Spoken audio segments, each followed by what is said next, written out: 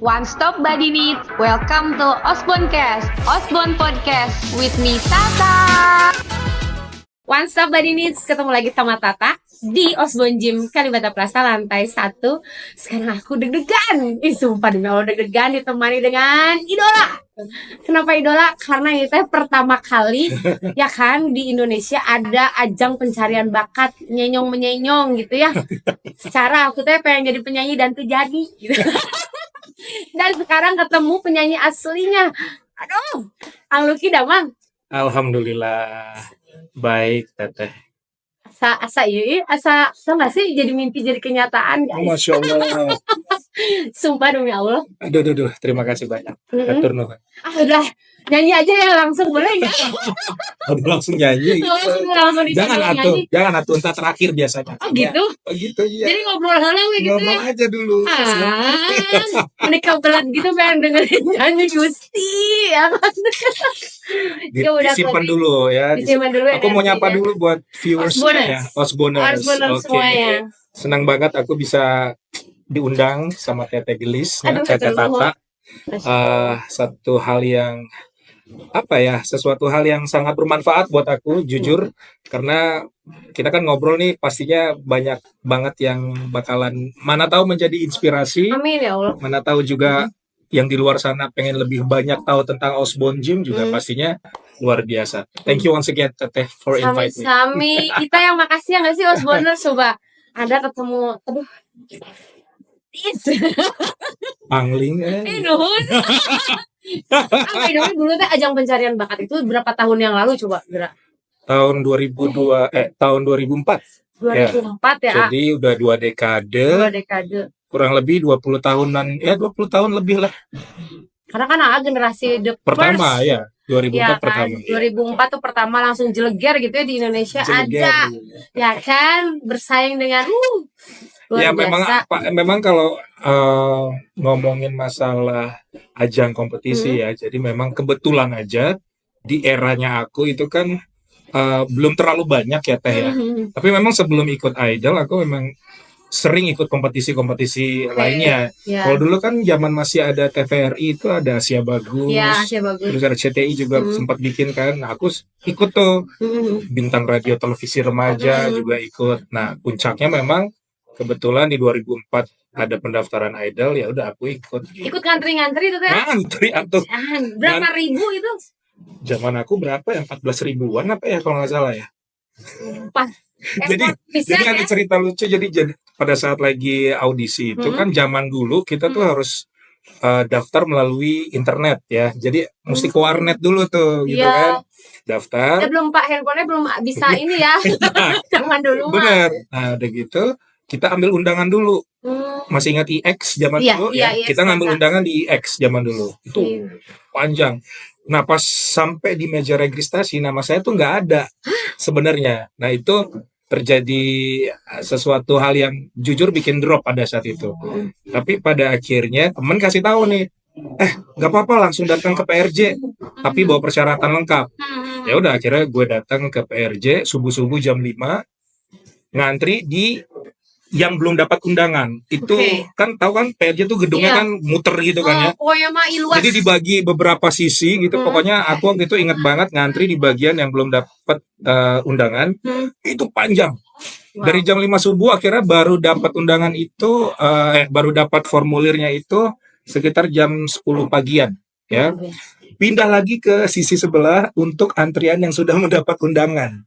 Dan itu lebih panjang Teh, karena di situ ternyata banyak yang nginep bikin tenda pada segitunya ya. Berarti mereka tuh udah prepare udah tahu. Padahal gue udah datang jam 5 subuh. Nah akhirnya ngantri nih kedua di bagian yang sudah dapat undangan dari jam 10 pagi sampai jam 9 malam, jam 8 malam masuk ke ruang holding room, baru masuk ke boots-bootsnya tuh. Jadi ada beberapa ruangan lah pokoknya. Terus baru diumuminnya itu jam 11 malam yang lolos dari untuk jam ke juri pagi ya. Itu kalau lapar gimana tuh makannya? Kebetulan memang karena gue orang enggak, karena kita kan prepare ya. Jadi udah tahu nih bakalan lama, jadi isi tas itu tuh udah bekal semua. Oh gitu. Mulai dari anduk kecil, bawa obat tetes mata, air minum, makanan, cemilan dibawa. Tapi nggak berasa lapar, nggak kenapa-kenapa, karena mungkin excitementnya excitingnya tuh karena ketemu banyak teman-teman baru, ngobrol gitu kan. Jadi nggak berasa aja waktunya tuh tiba-tiba udah sore, udah malam aja.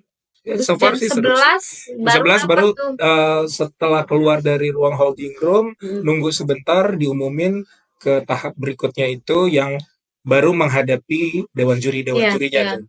Nah itu beberapa hari kemudian balik lagi, tapi nggak ngantri ya. Iya, karena sudah ada penyaringan ya. Betul. Bila dari 14.000 ke?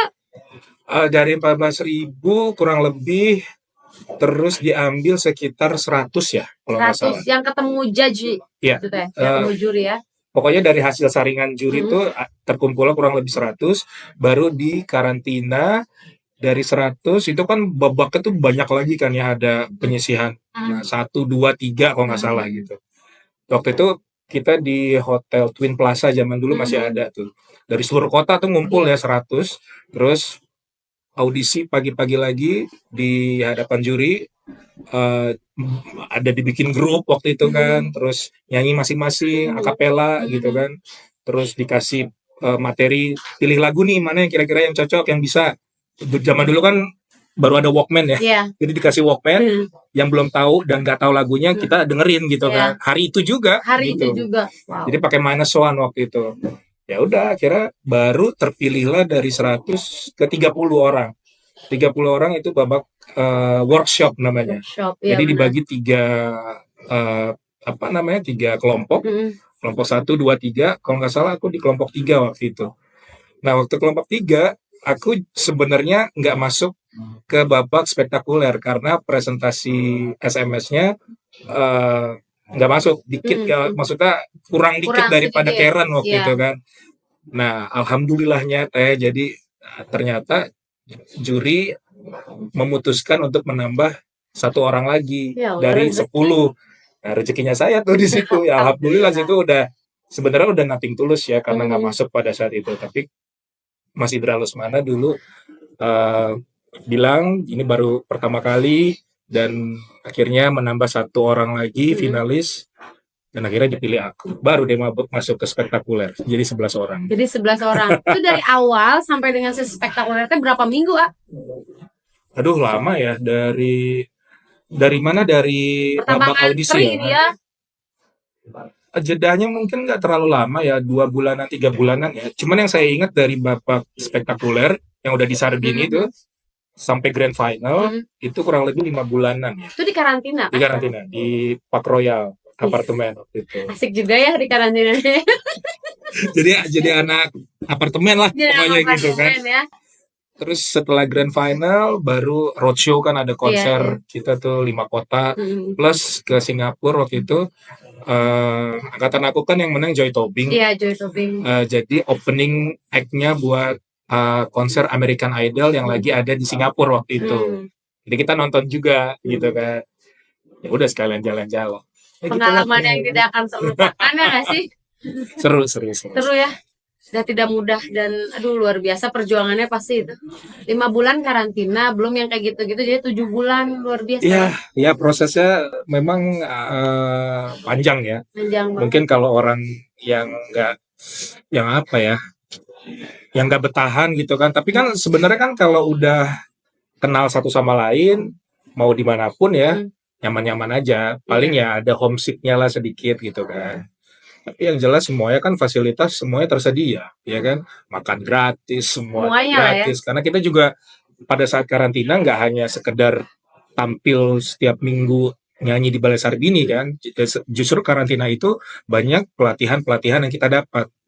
Baik itu public speaking, terus grooming, terus kita juga dapat kayak sesi psikolog gitu kan. Ya supaya mungkin ada sesuatu hal yang pengen kita ceritain gitu kan, ada psikolog yang akan menemani gitu. Berarti kan mental health-nya juga di sana benar-benar diperhatikan. Benar. Dan terus kita banyak visit ke beberapa media-media. Zaman dulu kan majalah dan tabloid masih mendominasi ya, masih sangat megang, zaman gitu. Dulu mah. Jadi ada aja setiap hari ya? tuh pemotretan lah, majalah gadis, aneka, semua majalah kayaknya kita masuk gitu ya. Iya. Jadi nggak pernah mimpi gitu kan. Kadang zaman dulu sering baca-baca majalah, tiba-tiba ada muka kita di situ. Iya, kan? Itu, wow. ya. Itu tuh kayak emang cita-cita banget jadi penyanyi pada saat itu. Sebenarnya kalau jadi penyanyi itu baru memutuskannya setelah SMA kayaknya ya. SMA. Dulu justru kalau waktu kecil, namanya juga anak kecil berubah-berubah kan ya. Iya dong pasti. Entah kenapa dulu saya pengen jadi guru TK. Serius? Iya udah. Saya pengen jadi guru TK, terus akhirnya nggak sengaja ditemuin bakat sama wali kelas saya waktu itu, diikutin lomba porseni dan ternyata saya nggak tahu itu bisa nyanyi apa enggak, tapi ternyata guru saya menemukan bakat saya, akhirnya diarahkan lah untuk menjadi seorang penyanyi pada saat itu. Dan akhirnya tante saya pun juga membiayai saya untuk memasukkan saya ke sekolah vokal di Jakarta. Waktu itu saya kurang lebih hampir setahunan lebih di Bina Vokalia, asuhan Bapak Pranajaya almarhum, dapat materi, dapat ilmunya. Nah, baru deh tuh ikut lomba-lomba, mulai dari mall to mall. Pokoknya dalam satu hari tuh saya pernah ikutin lomba bisa 3 atau 4 tempat gitu kan. Awalnya juga kalah-kalah juga, nggak menang-menang gitu kan ya. Tapi mungkin karena akhirnya menemukan vibes dan senengnya di panggung nyanyi, ya udah akhirnya memberanikan diri terus untuk ikut kompetisi gitu. Jadi alhamdulillah ya, dari hasil kompetisi itu membuat akhirnya saya lebih confidence untuk benar-benar pengen jadi penyanyi, karena kan yang saya cari itu jam terbang kan ya. Benar-benar. Karena alhamdulillahnya jam terbang, mental dan semuanya udah dapat. Ketika ikut idol dihadapin dengan panggung besar, yang bedanya mungkin penonton kali ya. Kalau di idol dulu kan penontonnya banyak banget. Itu nervousnya luar biasa memang. Tapi untungnya saya juga punya pengalaman dari panggung ke panggung, terus sempat jadi penyanyi kafe juga.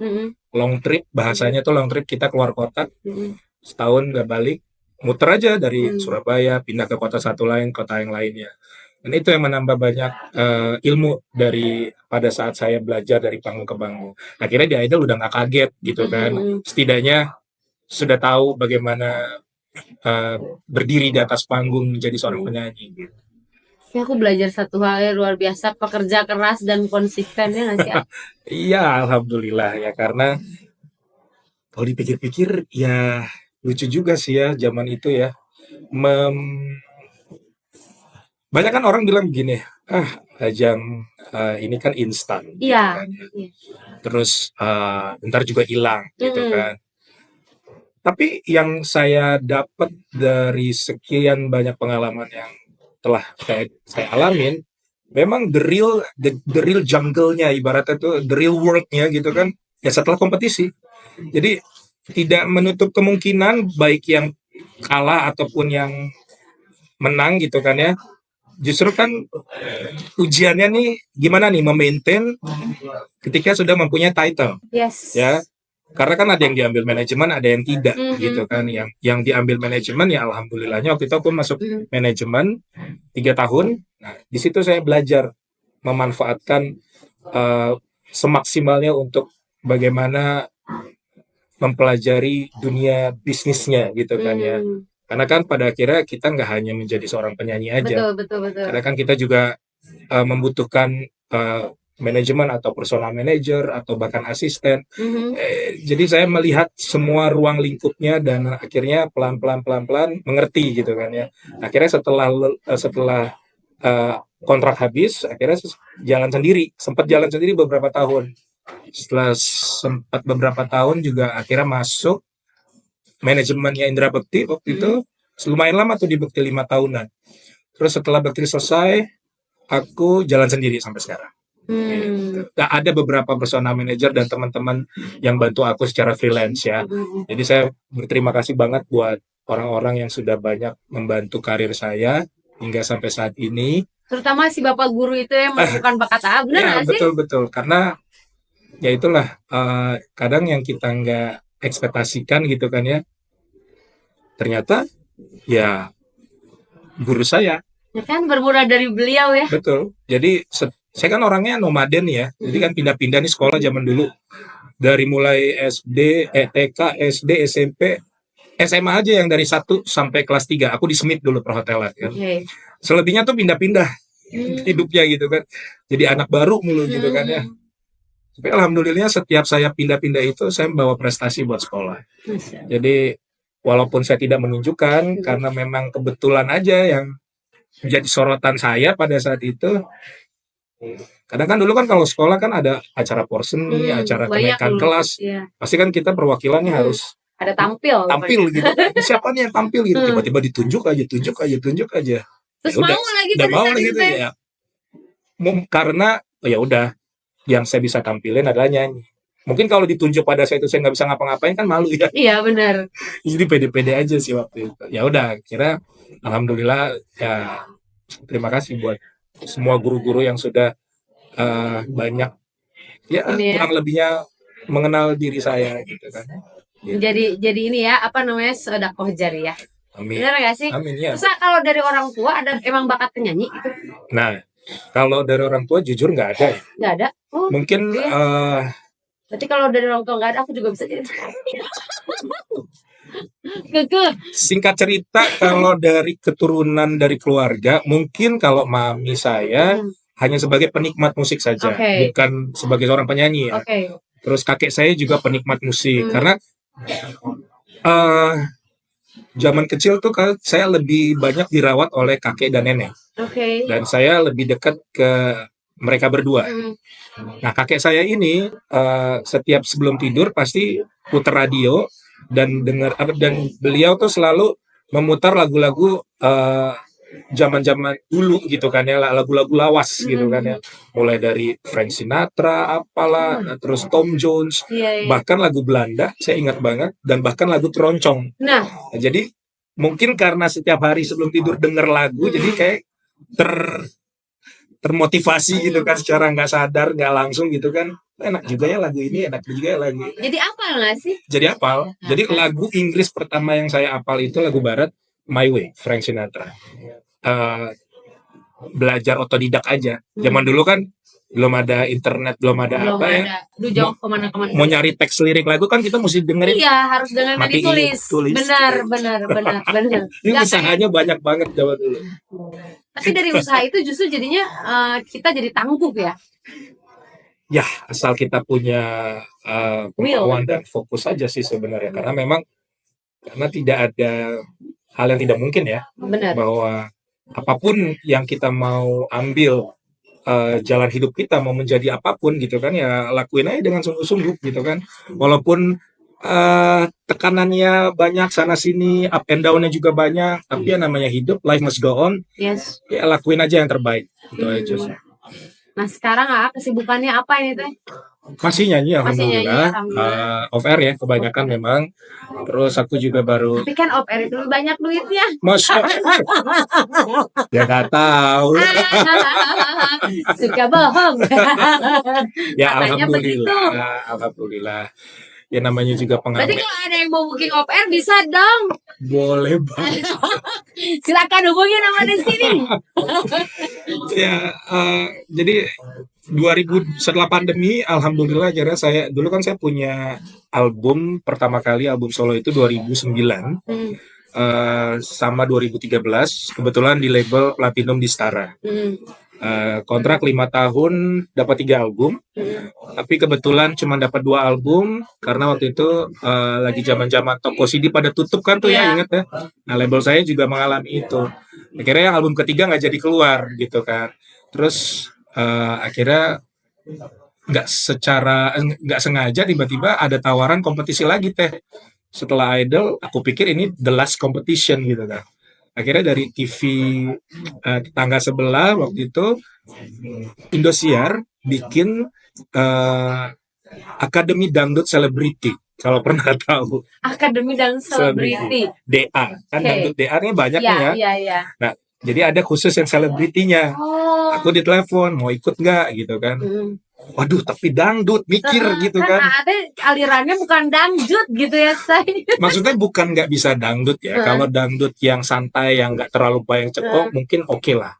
Cuman karena pada saat itu mikirnya, kapan lagi ya buat back to on stage, terus bisa naikin kita lagi gitu kan ya. Tapi ini new challenge jadinya. Tapi sesuatu yang baru, benar. Ya udah, akhirnya aku mengambil tantangan itu. Yang awalnya dibilang udah santai aja, jangan dipikir lomba gitu. Ternyata udah nggak bisa. Bener-bener serius teh. Serius ya. Lagu-lagu yang aku dapat tuh lagu-lagu dangdut, Mansyur S, Nassar. Pokoknya lagu-lagu klasik dangdut yang aku dapat pada saat itu, yang akhirnya aku belajar ngulik sampai aku belajar sama temanku Jagat Aryani. Terima kasih, karena kalau tanpa beliau aku mungkin nggak bisa sampai pada grand final. Akhirnya masuk grand final, juara 3. Tuh kan. Tapi emang kesulitannya kan lebih katanya ya kalau dangdutnya dicengkok-cengkoknya ya. Apa gimana? Boleh jujur ya? Jujur dong, please. Nggak tahu ya. Pada saat itu kalau yang aku rasain, lu mau kasih gua lagu apaan aja boleh. Asik. Mau berapa jam aja boleh, asal jangan dangdut. Serius? Oh my God. Sesusah itu kah? Sesusah itu pada akhirnya. Tapi kan karena yang ikut ini adalah para tokoh-tokoh selebriti yang tidak hanya sebagai penyanyi, yang mulai dari pemain sinetron, bahkan pengacara, komedian, kan pada ikut tuh ya. Iya. Tapi seru, ada lucunya, ada serunya gitu kan, ada challenge-nya juga gitu kan. Ya akhirnya aku juga nggak kepikiran, akhirnya masuk grand final dan saya dapat juara 3, juara 1-nya Tia Afi. Baik. Ya, juara 2-nya Gabriel, teman aku juga, dia penyanyi luar biasa. Dia lebih penyanyi seriosan, ya, musical. Itu bayangin coba ya. Seriusan jadi ke dangdut. Iya, jadi 3 orang ini kita berbeda latar belakang. Iya. Yang tiba-tiba harus masuk, meliuk-liuk gitu ya. Dan itu juga dapat bantuan dari Kak Adibal, dari Kak Eri Susan sebagai guru coaching kita waktu di sana kan. Setelah itu sempat dapat tawaran nih, Teh, lucu. Mau nggak bikin dangdutan single gitu kan? Serius jadinya. Bener. Tapi ganti nama mau nggak? Dia bilang gitu. Namanya apa gitu kan? Lucky Asmoro. Asik. Seriusan. Terus. Wow, gitu kan. Baik. Sempat mikir dulu gitu kan. Ya nggak apa-apa, terima kasih tawarannya. Karena jujur pada saat itu sih kepingin gitu kan ya. Tapi dengan pertimbangan satu dan lain hal, akhirnya aku nggak mengiyakan karena waktu itu aku dapat off air, ada beberapa kerjaan di luar kota yang harus bolak-balik dan ada beberapa project single-single yang memang aku harus fokus di situ gitu kan. Takutnya nanti kebagi gitu kan. Ini sebenarnya Lucky mau jadi penyanyi apa sih gitu kan ya. Sementara aku punya album solo sebelumnya memang jalurnya di pop gitu kan ya. Lebih ke vintage gitu kan. Lagu lama aku recycle gitu. Akhirnya ini terlupakan dulu deh. Nanti kalau ya ada rezeki dan memang nggak tahu ada angin apa tiba-tiba gue dangdutan, jangan kaget ya gitu kan. Sekarang nggak ada yang nggak mungkin sih sebenarnya gitu kan. Tapi kan sudah ada historinya memang. Betul, tapi buat aku karena mungkin aku ngerasa belum sanggup. Karena buat aku nyanyi dangdut itu tidak semudah apa yang orang pikirin gitu kan. Butuh skill dan butuh jam terbang yang banyak. Dan aku ikut lomba itu kan cuma beberapa bulan gitu kan. Ya kalau mau dangdut disco atau yang seru-seruan sih mungkin bisa gitu kan ya. Tapi esensi dari dangdutnya itu kan aku harus menjaga benar-benar gitu. Dangdut yang paling susah yang nangis-nangis gak sih? Oh iya gitu kan. Kayak lagu Mansyur S itu banyak banget lagu-lagu yang bagus-bagus. Lagunya Haji Roma Irama juga kan. Bang Haji tuh luar biasa. Setelah aku ulik dan aku tahu gitu kan, waduh, terdengar simpel tapi ternyata prakteknya Assalamualaikum. Jadi Osbona semuanya ada perjuangannya, ya kan? Ada pengorbanan di situ. Betul. Nah setelah dari Dangdut Academy Celebrity 2019 kemarin diikutin lagi kompetisi Golden Memories Asia. Jadi perlombaan yang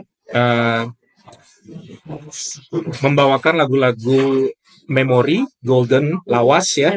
Tapi ada 5 negara yang ikut. Dari Filipina, ada Timor Leste, ada dari Singapura, Brunei dan Malaysia. Perwakilannya Indonesia, percaya nggak percaya, aku sama Joy Tobing. Wow. Terus ada 2 lagi yang memang pemenang si Golden Memories Asia. Jadi Golden Memories Asia itu dulu di Indosiar memang secara rutin tiap tahun dibuat. Dan sudah mencetak pemenang-pemenangnya sampai beberapa season aku lupa. Tapi dulu ada Kavanda dan ada Usi juga waktu itu yang menjadi pemenangnya. Jadi ada 4 orang perwakilan. Nah, yang masuk grand final Malaysia 1, Aaron's namanya. Terus aku dan Joy Tobing. Aku dapat juara 2. Joy Tobing juara 1, Malaysia juara 3. Mendominasi ya. Udahlah, kalau Kak Joy Tobing, ampun. Ya begitulah teh, panjang ceritanya. Perjalanan ya. Jadi Ate sudah di dunia musik berarti almost 20 berapa tahun ya? 22 tahun. 22 tahun kalau terhitung dari Indonesian Idol. Tapi kan sebelum itu juga ya Osboners udah merintis. Ya, betul. Benar gak sih? Jadi tidak ada yang instan loh. Ketika Anda berpikir orang-orang ikutan ajang pencarian bakat itu instan, sesungguhnya tidak, benar gak? Iya dong. Betul ya, bener, prosesnya kan? Itu prosesnya panjang. Panjang ya. Dan iya, kan? Balik lagi kalau kitanya punya tekad dan kesabaran. Karena kan kalau ngomongin di zaman aku, mau menembus pasar industri dan apalagi punya album itu susahnya luar biasa. Kalau kita nggak punya kenalan sana sini atau kita punya ordal, ya betul ya. Wah, siapalah kita gitu kan ya. Benar. Aku aja dari 2004 baru punya album itu.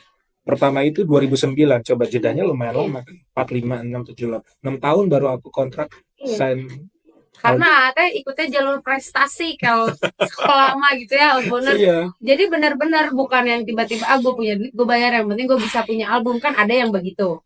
Ya, gak apa-apa sih, itu sih ya, gak masalah. Gak ada masalah juga, but anyway. Cuma kan memang jalannya aku nih memang harus naik turun berliku-liku dulu, jadi nggak langsung set ya. Tapi kan biar ada cerita. Iya sih, benar ya. Iya dong, setiap orang tuh dengan takdirnya, benar nggak? Semua orang dengan takdir, semua orang dengan ceritanya masing-masing, dengan warnanya masing-masing. Ya. Kan nggak mungkin itu cerita kita berdua sama, kembar pun tak sama gitu. Betul ya. Apalagi yang kita bukan kembar gitu ya, pasti akan berbeda. So anyway, Baswe, sekarang tetap di dunia musik. Tetap, aku baru ngeluarin single terbaru. Kebetulan aku bekerja sama. Sudah keluar single? Sudah. Dari 2022, and then? Itu habis pandemi ya, keluar Satu Hari Sempurna. Kebetulan aku ciptain sendiri liriknya, dibantu sama Bung Karno dan produser musik saya Mas Nyo dari Nyo Music. Terus dapat kesempatan bikin kolaborasi sama artis lawas juga, Mbak Ria Angelina. Terus yang terakhir, yang terbaru sama Mariam Belina baru rilis. Serius? Ya. Wow. Jadi kemarin baru aja promo 2004, 4 bulan yang lalu baru rilis. Ya, sekarang kan berkarya aja ya. Iya dong. Saya yang penting bagaimana harusnya yang harus diikuti ya saya ikuti. Terus tahun depan mau ada rilis album lagi? Rencananya mau keluarin single solo yang berikutnya. Mungkin insya Allah Januari baru bikin video klipnya. Makanya saya mau rajin olahraga. Biar badannya itunya. Iya. Terus nih kan ya, Osboners nih. Aus dulu, minum dulu. Ini apa ya? Ini teh expose ini teh telur putih. Jadi biar bersemangat dan kita tahan kenyang ya. Pas dulu atau cheers. Jadi ini memang dibutuhkan untuk para teman-teman yang mau nge-gym, nggak usah repot-repot telur rebus apa segala macam ya. Nggak usah rempong, langsung kebutuhan protein Anda terpenuhi dan ini mengenyangkan. Karena ya protein itu kan mengenyangkan ya. Launching album di Januari, ya kan Sekarang sih udah nggak zaman launching-launcingan ya, lebih kayak rilis aja. Rilis aja di platform, digital platform kan sekarang banyak ya. Terus di YouTube. Ya kalau insya Allah memang ada rezeki dan bisa dibuat launching itu tuh lebih kayak ngundang media kan untuk konser kapan nih? Nah itu dia, tadinya kita tuh Idol 1 ada niat untuk mau buat konser barengan reunian gitu kan. Karena tahun 2014 kita udah bikin konser 1 dekade barengan tuh, kita bikin single juga rame-rame. Terus tadinya tuh maunya di tahun ini gitu kan. Di tahun 2024. Cuman mungkin insya Allah kalau memang ada rezekinya dan ada sponsor-sponsor yang nge-gym di Osborn udah berapa lama? kurang lebih ini baru ya. Ini bakat-bakat terpendam terus diketahui ada di Osborn langsung ditarik.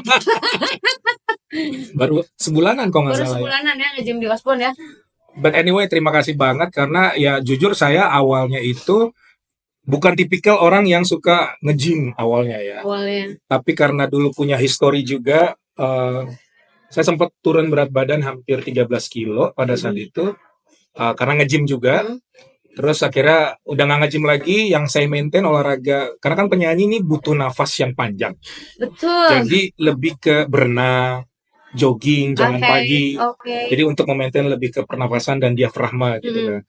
Tapi sekarang ini ya mudah-mudahan insya Allah goalsnya di 2025 yang nggak muluk-muluk, yang penting sehat aja ya. Karena kan kalau mau langsing, mau punya badan bagus itu bonus ya Teh. Yes. Yang penting ada kemauan dan fokus gitu kan latihannya. Nah makanya kalau memang saya bisa menggoalskan badan saya lebih baik lagi, yang penting sehat ya. Ya makanya saya pilih Osborn. Asik. Nah, suka ikutan kelas nggak coba? Kalau kemarin pertama ikut kelas RPM. Serius? Waduh. Aduh ya. Kuat. Tanya aja tuh Temira, Teh Fitri. Kalau Teh Fitri kayaknya udah terbiasa olahraga ya. Aku sama Temira memang ya, bukan masalah ya ininya sakit ya. Iya. Ininya apa? Tempat dudukannya. Aduh. Beres ya. Gusti. Tapi ya nggak apa-apa. Semuanya kan pasti berawal dari ada proses ya, bersakit-sakit dahulu, bersenang-senang kemudian. Tapi kalau zaman dulu, kalau ikut kelas, hampir semua kelas saya ikutin. Yang paling seneng tuh waktu itu yoga sih sebenarnya. Karena saya lebih kayak buat meditasi, buat stretching, karena itu penting banget kan ya. Karena kan kalau penyanyi tanpa disadari itu kita nyanyi let's say 1 jam aja di panggung, kan nggak diem aja kan. Iya. Kita jingkrak-jingkrakan, kita teriak-teriak gitu kan, belum lagi kita naik turun ke panggung, ke penonton gitu kan ya. Itu saya keringetan, nah itu banjir banget loh. Dan mood harus tetap terjaga kan. Nah sesudahnya baru leles, lemah, letih, lesu. Betul. Ya, tapi kan? Yang namanya kalau kita udah di atas panggung, mau lagi kita nggak enak badan atau sakit bahkan sekalipun, kayaknya tuh semuanya tuh hilang gitu kan. Iya betul. Ya, karena kita happy ngejalaninnya. Yes. Tapi kalau udah selesai ya balik lagi jompo. Jompo itu wajar, Osborners. Jadi kalau misalkan seorang penampil ya, namanya juga seorang aktor, aktris ya kan. Iya. Jadi di depan panggung, depan kamera harus tetap senyum lebar ya. Itu udah kayak ada setelannya tanpa harus disetel gitu kan. Kayak udah auto tune aja gitu kan. Jeng langsung ya kan. Hilang semuanya tuh ya, permasalahan dunia gitu kan ya. Udah selesai nyanyi balik lagi. Sama kayak kita manusia biasa punya kehidupan gitu kan ya. Normalnya tuh seperti apa ya. By the way, Baswe, Osborner semuanya, sekali lagi aku infoin nih, kalau Ki aja udah di Osborn nge-gym ya. Sekalian di mana? Ayah, suka nge-gym di mana aja? Aku udah coba di Blok M. Blok M? Di Kalibata pastinya. Terus sama di Gajah Mada. Tuh, yang mau ketemu sama Lucky, foto bareng silakan ke Osborn Gym Gajah Mada.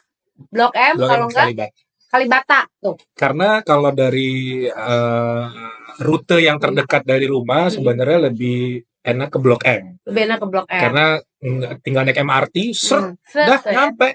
Ya, no macet-macet. No macet-macetan. Iyalah nggak ada 5 menitan, 10 menit paling lama gitu kan. Kalau bawa mobil ribu ya, keluarin mobil gitu dulu, kan. cari parkiran, ribu udah saya. Nah itu Gajah Mada juga nanti kan ada MRT juga tuh ya, itu lebih enak juga. Osborn Gym, pokoknya Osborn Gym itu udah di mana-mana ya. Di mana-mana saya pokoknya udah. Dan yang paling terpenting saya yang udah nge-gym di beberapa tempat, semua staffnya tuh ramah-ramah. Selalu menyapa, itu yang paling terpenting, hospitality-nya. Hospitality-nya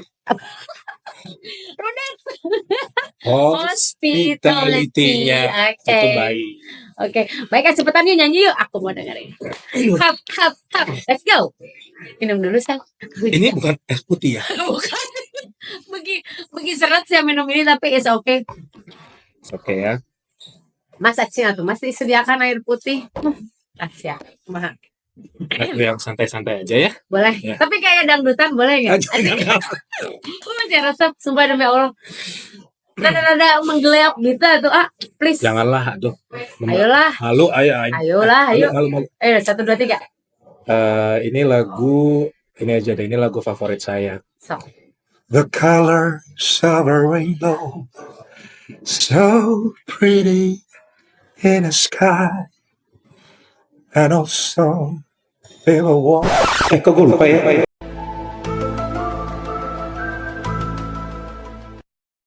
Jadi nervous di depan Teteh. Tenang, nanti kita kata. Aman. Jadi lupa, bentar saja. Aduh, berasa jadi juri Indonesia aja nggak tahu aku ya.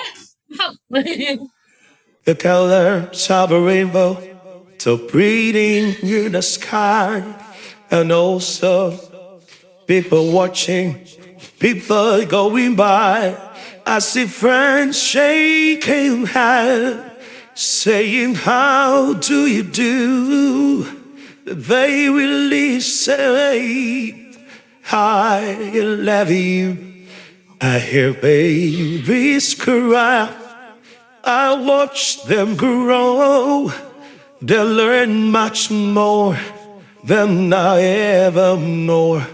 And I'll think to myself, what a wonderful world.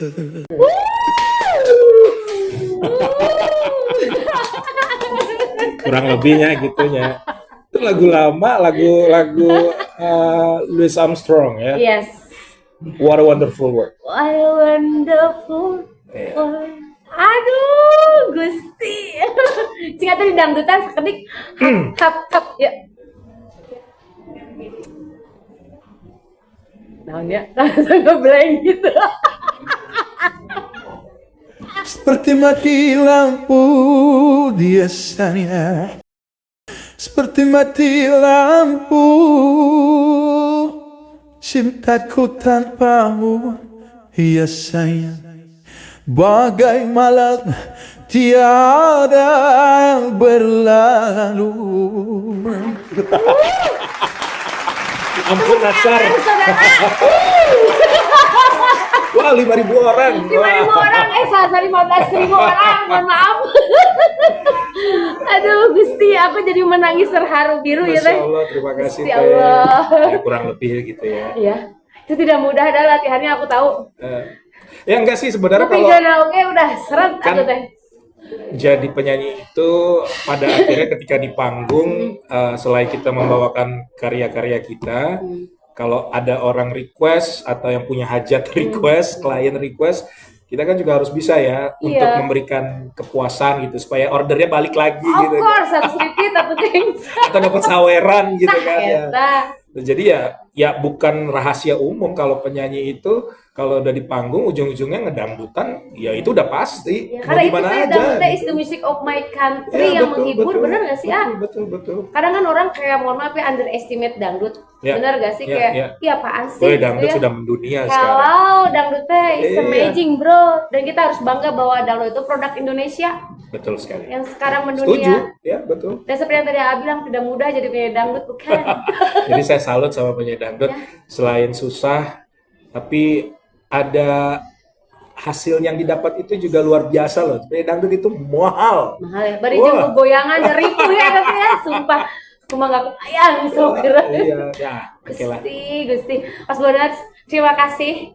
Aduh, Anda semuanya pasti akan sangat terhibur hari ini. Terima kasih. Karena sudah melihat si AA dan aku juga terima kasih pisan. Sami-sami. Ini terima kasih udah dikasih ini juga. Pokoknya expose. Thank you so much. Harus tetap sehat. Amin. Tetap Teteh berjaya juga. ya. Teteh juga. Amin ya Allah. Pokoknya mah kita harus in the positive vibes. Jadi biar satu frekuensi terus menghasilkan banyak karya. Ada satu kutipan yang saya sempat baca beberapa waktu lalu bahwa mungkin udah banyak yang sering dengar ya bahwa ketika kita sudah berada di atas, jangan pernah lupakan tentang keberadaan kita. Ibaratnya di mana kita berada, kita harus tetap menghargai dan menjunjung tinggi yang namanya etika. Saya selalu diajarkan bahwa dimanapun kamu berada, attitude itu nomor satu. Karena itu yang akan membawa kamu ke puncak. Selain usaha dan doa dan kerja keras. Betul. Karena sejatinya bahwa kita bukan siapa-siapa. Bahwa kita juga saling berketergantungan kan ya. Betul. Apapun yang kita hadapi, up and down-nya pasti semua orang alami. Ada. Bahkan saya pun mengalami yang namanya mental breakdown ya. Jadi jangan berpikir bahwa posisi yang mungkin orang melihat keberadaan kita sudah baik, tapi kan prosesnya itu mereka tidak tahu ya. Iya. Tapi di sini saya hanya ingin menyisipkan bahwa no matter what happen, tetaplah bertumpu kepada diri kita. Maksudnya gini, kita harus sebelum kita mencintai orang lain, kita harus mencintai diri sendiri. Self love. Itu yang paling terpenting kan ya. Setelah itu baru kita memberikan manfaat buat orang lain. Setuju. Jadi semoga apa yang saya sudah berikan dan saya sudah jalankan di karir saya ini bukan berarti saya cepat puas ya Teh ya. Saya juga masih banyak PR dan belajarnya gitu kan. Sehingga bisa dibilang orang sukses ya alhamdulillah. Tapi sejatinya bahwa kesuksesan itu adalah yang seperti saya bilang tadi, just be kind, dan etika itu yang nomor satu sih menurut saya. Setuju. Ilmu tanpa adab percuma. Ya betul. Bener gak? Betul sekali. Bener. Jadilah Ya, manusia mudah-mudahan yang beradab bermanfaat. ya dan Ya, bermanfaat betul. pasti untuk sesama. Amin. Nuhun pisan. Sami-sami. Pokoknya mah kena sehat ras. Teteh juga nya. Iya. Terima kasih sebenarnya. Terima kasih. Mari kita olahraga. Mari.